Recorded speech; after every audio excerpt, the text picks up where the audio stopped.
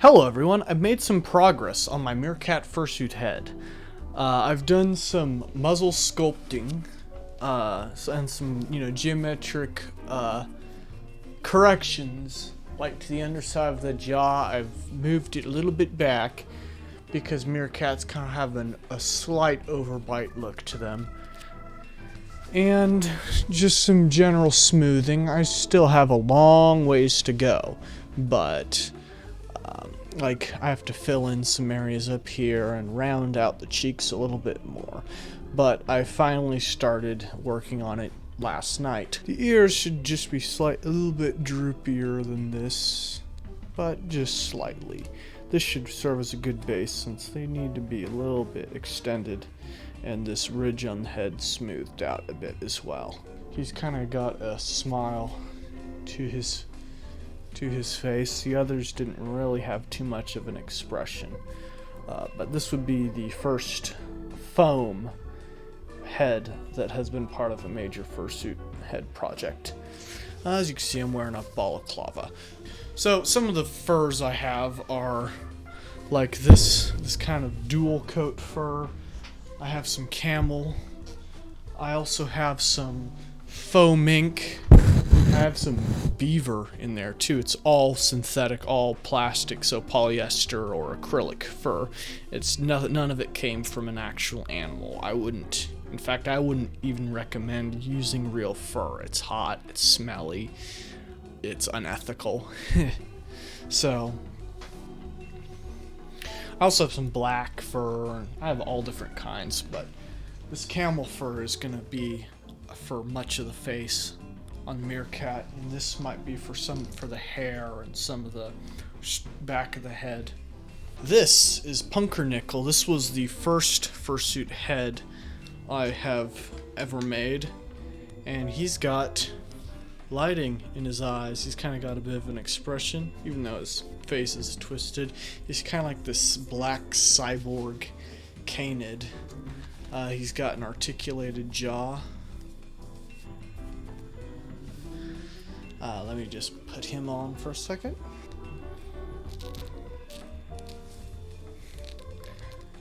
As you can see, he's got a bit of an articulated jaw, but the angles of everything is off.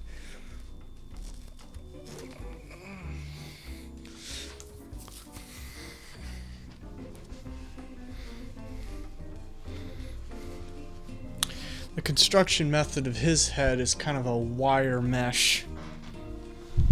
The second build I featured on this channel was this raccoon, still unfinished, mainly because, well, he kind of looks a little creepy. All his features are airbrushed, so all his fur was originally white fur that I added some color to.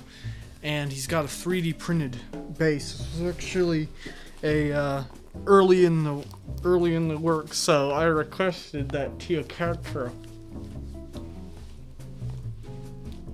He looks small.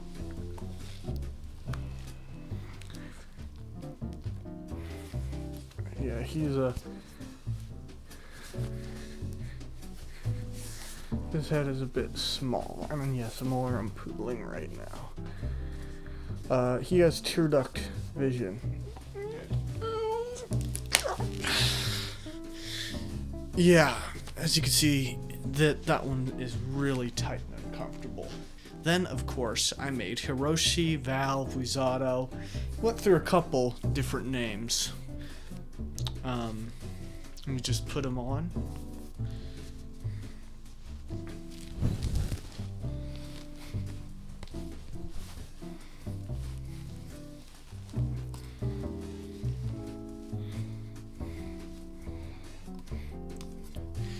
This one is one of my favorites. It's actually a very airy and well-ventilated face. This one is made of a mixture of plastic canvas and foam in different areas. So plastic canvas where it needs to be a little bit more rigid, and foam where it needs to be soft and squishy. He has no eyes. So you're sort of seeing out of holes, and that's why there's the goggles as a main part of his feature. No articulated jaw on him. This is one of my favorites, and this one was a very long stay on my channel. 3D printed nose. Pumpernickel's nose was made of Sculpey, as were his teeth.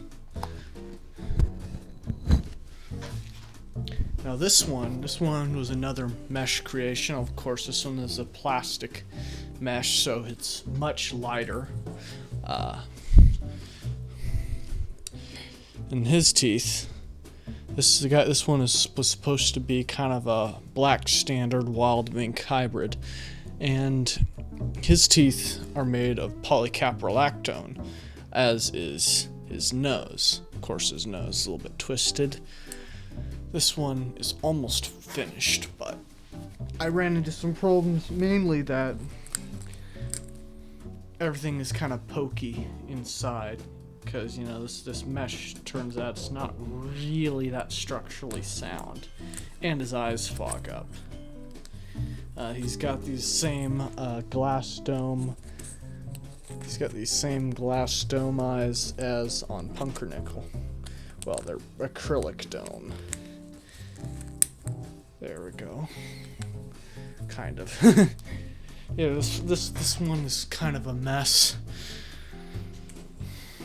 I've also got, you know, some little bits and pieces of other ones. I tried to make, you know, different construction techniques. So now we're down to this one, which is the first foam one, and I like how there's nothing pokey in here. It's nice and comfortable.